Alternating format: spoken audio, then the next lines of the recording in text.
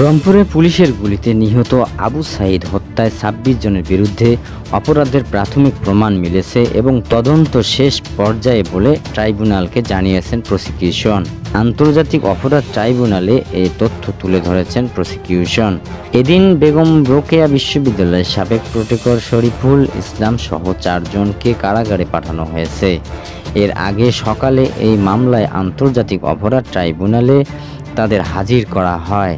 যাদের কারাগারে পাঠানো হয়েছে তারা হলেন সাবেক এসআই আমির হোসেন, তাজহাট থানা কনস্টেবল সুজন চন্দ্র রায়, বেগম রোকেয়া বিশ্ববিদ্যালয়ের সাবেক প্রসিকিউটর শফিকুল ইসলাম ও বিশ্ববিদ্যালয় ছাত্রলীগের সাধারণ সম্পাদক ইমরান চৌধুরী। এর আগে গত ২ মার্চ জুলাই গণ অভ্যুত্থানে রংপুরে বেগম রোকেয়া বিশ্ববিদ্যালয়ের শিক্ষার্থী আবু সাঈদ হত্যার ঘটনায় ৪ জনকে হাজির করার নির্দেশ দেয় ট্রাইব্যুনাল।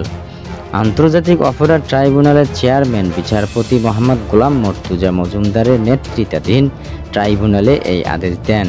মামলার বিবরণে জানা যায়, সরকারি চাকরিতে কোটা সংস্কার দাবিতে আন্দোলন চলাকালে বিক্ষোভের সময় গত ২০২৪ সালের ১৬ জুলাই দুপুরে বেগম রোকেয়া বিশ্ববিদ্যালয়ের সামনে পার্কের মোড়ে প্রতিবাদমুখর নিরস্ত্র আবু সাঈদকে গুলি করে পুলিশ কর্মকর্তা। সহপাঠীরা সাঈদকে রংপুর মেডিকেল কলেজ হাসপাতালে নিয়ে গেলে কর্মরত চিকিৎসক তাকে মৃত ঘোষণা করেন।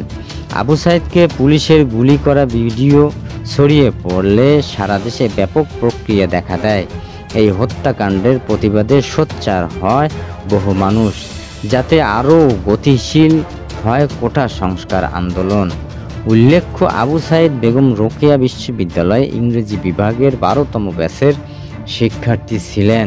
তিনি বিশ্ববিদ্যালয়ের কোটা সংস্কার আন্দোলনের অন্যতম সমন্বয়ক ছিলেন।